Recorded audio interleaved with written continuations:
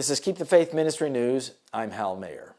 Michael Overd and Michael Stockwell, two British street preachers, have been convicted of a public order offense after quoting parts of the King James Bible.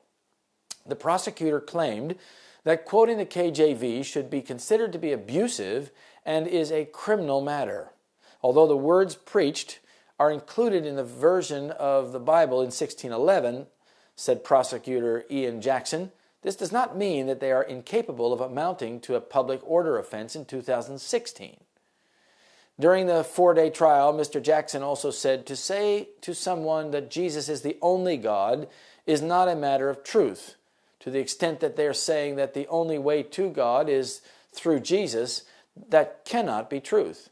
The two were found guilty under the Crime and Disorder Act 1998 at Bristol Magistrates Court. A case against a third man was dismissed. The case raised concerns about the state of freedom of speech and freedom of religion in the UK. At least the Bristol court considers the Bible itself to be a form of hate speech. Christian Legal Center solicitor Michael Phillips, who represents the two men, told the court this prosecution is nothing more than a modern-day heresy trial, dressed up under the Public Order Act. Every negative remark about other religions and ways of life are taken straight from those texts, he said. The preachers do not use inflammatory language, but simply the language of the Bible. If it is the case that the Crown seeks to ban biblical scripture, that would be a bold move. He went on to argue that free speech is foundational to the functioning of society, just as much as freedom of the press and democracy, and it must be protected at all costs. We need to stand against the movement which says it's only okay to say things that don't offend others. That might be nice for people in the short term, but it is not beneficial in the long term, he explained. Mr. Overd and Mr. Stockwell and two friends were preaching in Bristol's Broadmead Shopping Centre in July last year. The court found Mr. Overd and Mr. Stockwell guilty under Section 31 of the Crime and Disorder Act 1998 for using threatening or abusive words or behavior or disorderly behavior within the hearing or sight of a person likely to be caused harassment, alarm, or distress thereby, and the offense was religiously aggravated. The magistrates ordered the two preachers to pay £2,000 each in fines and costs. The Crown Prosecution Service is pursuing a criminal behavior order against Mr. Overd. Mr. Overd and Mr. Stockwell are appealing the conviction. Our motivation for public preaching is love, said Mr. Stockwell. We want people to have access to the good news about Jesus Christ. I'm shocked that God's message of love is now considered hateful and dangerous. Freedom of speech in the UK is under assault.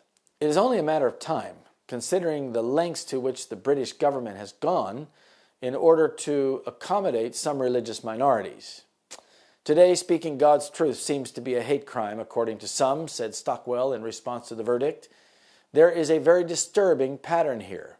We declare Jesus' message and critique rival beliefs, such as Islam. Some people don't like what we say and threaten violence to silence us. Then, instead of defending free speech and protecting us, the police shut down free speech to avoid public disorder.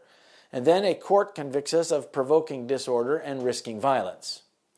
This gives a green light to Islamists and other groups to silence speech that they don't like, added Mr. Stockwell, simply by threatening disorder or violence. The Bible and its teachings are the foundation of our society and provided many of the freedoms and protections that we still enjoy today, said Andrea Williams, chief executive of the Christian Legal Center. So it is extraordinary that the prosecution, speaking on behalf of the state, could say that the Bible contains abusive words, which when spoken in public constitute a criminal offense. Today's ruling, in effect, states that the Bible is offensive and contains illegal speech, which should not be shared in public, Williams continued. Offense is a very subjective thing and is easily manipulated to shut down viewpoints that people simply don't like. Any suggestion that there is a right not to be offended must be strongly resisted. In today's democracy, we need the freedom to debate, challenge, and disagree. For a court to rule this breaks the law is extraordinary. The loss of free speech leads to the loss of freedom of religion, a very important legal tradition in the UK. The Bible declares that religious freedoms will be removed, and this is how it is done. Every principle of freedom enshrined in the constitutions of formerly Protestant nations will be repudiated. See Testimonies for the Church, Volume 5, page 451. This is Keep the Faith Ministry News. Thank you for watching.